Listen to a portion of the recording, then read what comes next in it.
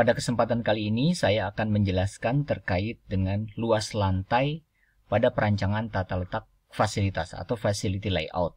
Luas lantai adalah cara untuk menghitung luas seluruh area pabrik yang akan kita buat. Intinya adalah menentukan berapa panjang dan berapa lebar dari area tertentu. Berikut detailnya. Untuk membuat pabrik ada beberapa luas lantai yang perlu kita hitung. Yang pertama adalah luas lantai receiving. Receive berarti menerima. Adalah luas lantai untuk menentukan berapa luas yang kita butuhkan untuk gudang penerimaan bahan baku atau yang disebut dengan bahan. Kedua adalah luas lantai fabrikasi, yaitu luas lantai untuk menentukan area tempat pabrik itu melakukan proses produksi. Ini merupakan turunan dari OPC. Kalau OPC itu kan kita tahu urutannya, proses 1, 2, 3. Nah, untuk menjalankan proses tersebut, berapa luas area yang kita butuhkan? Ya, misalkan untuk menempatkan mesin-mesin tersebut. Berikutnya adalah luas lantai shipping. Shipping itu juga luas lantai gudang. Beda dengan receiving. Kalau shipping itu adalah gudang produk jadi.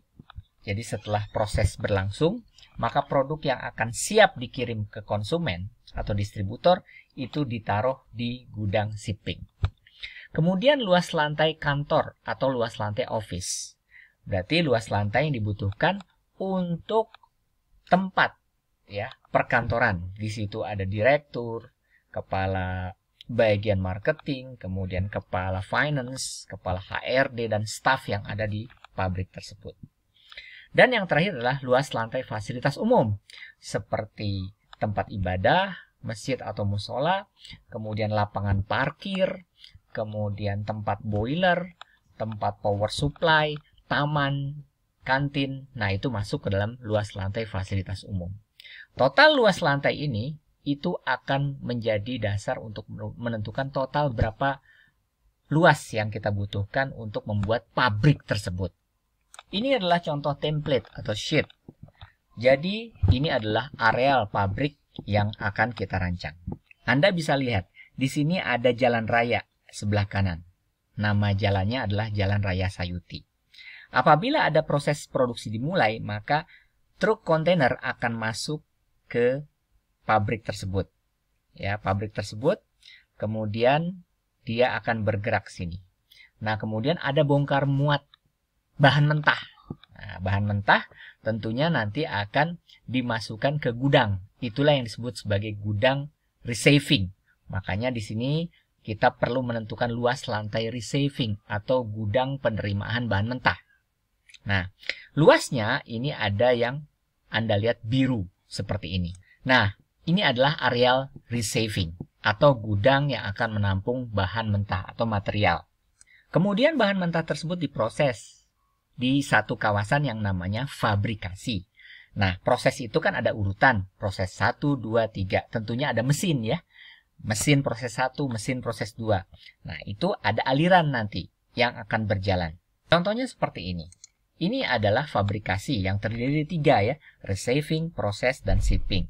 Pada saat material masuk ke receiving, maka akan masuk ke rangkaian proses 1, 2, 3, 4, 5, 6, 7. Jadilah produk jadi, maka akan ditampung di shipping, kemudian dikeluarkan untuk siap didistribusikan. Jadi secara umum fabrikasi itu masuk kategori tempat untuk menyimpan mesin-mesin yang akan melakukan proses dan tempat untuk menyimpan material yang biasanya kita sebut sebagai gudang. Ada 2 di sini material, gudang bahan mentah yang disebut dengan receiving dan gudang produk jadi yang disebut sebagai gudang shipping. Kalau yang biru ini adalah proses receiving, maka rangkaian prosesnya akan berlangsung mulai dari proses 1, 2, 3, 4, 5, 6, 7 dan berakhir di shipping. Misalkan shippingnya di sini. Maka otomatis produk yang sudah selesai diproduksi akan dibawa oleh kontainer, kemudian dibawa keluar dari area pabrik dan untuk siap dikirimkan ke distributor, retailer maupun konsumen. Nah, kawasan yang ungu ini adalah shipping. Nah, sementara sisanya itu adalah fabrikasi. tempat untuk menyimpan mesin melakukan proses. Kemudian biasanya dipisahkan assembling. Assembling itu adalah area yang dibutuhkan untuk menyatukan komponen-komponen menjadi produk. Itu assembling. Ada sebagian perancangan tata letak memisahkan itu. Nah, ini contohnya adalah assembling. Biasanya dari assembling akan berakhir di shipping ini. Nah, berarti areal daripada receiving, fabrikasi, dan shipping ini saya gambarkan di areal yang oranye. Ini merupakan salah satu bagian daripada luas lantai pabrik secara keseluruhan. Berikutnya adalah luas office, lantai office. Nah, ini ada office.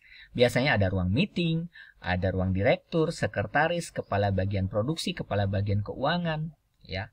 Atau yang biasa dirancang dalam bentuk kubikel saat ini. Nah, untuk office ini di sini digambarkan yang berwarna ungu, yang berwarna abu-abu. Sehingga luas areal office di sini secara keseluruhan digambarkan oleh kotak warna abu-abu ini. Nah, ini adalah luas lantai office. Bisa kita hitung satu persatu. Terakhir adalah luas lantai fasilitas umum. Kalau misalkan areal oranye, ini adalah luas lantai receiving plus fabrikasi plus shipping. Kemudian ini adalah luas lantai office. Maka fasilitas umum adalah sisanya. Bisa jadi di sini ada taman, ya. Kemudian ada kantin, kemudian ada tempat parkir belakang. Ini tempat parkir untuk shipping. Ini tempat parkir untuk receiving. Kalau misalkan pabrik itu punya masjid atau musola, mungkin bisa ditempatkan. Nah, itu merupakan salah satu tempat dari fasilitas umum. Kemudian apalagi? Electricity, ya, listrik. Kemudian mesin boiler yang mungkin di luar, ya, toran air yang mungkin ditaruh di luar. Nah, sisa dari yang berwarna oranye dan yang berwarna abu-abu itu merupakan luas lantai fasilitas umum. Total keseluruhan luas lantai ini adalah total luas area pabrik yang harus kita sediakan. Nah, inilah yang disebut sebagai template atau sheet yang akan dijadikan sebagai blueprint pada saat kita akan membangun pabrik. Sehingga kita bisa menentukan berapakah panjang dari pabrik yang akan kita bangun dan berapakah lebar dari pabrik yang akan kita bangun yang berada di pinggir Jalan Raya Sayuti. Di mana yang hijau ini nanti akan dialokasikan untuk fabrikasi yang terdiri dari receiving, fabrikasi, dan shipping, kemudian luas lantai office ditambah dengan luas lantai fasilitas umum. Sehingga berapa meter persegi yang kita miliki tanah tersebut merupakan luas area tempat di mana pabrik tersebut akan didirikan. Nah, cara menghitung detailnya akan ada pada video yang berikutnya.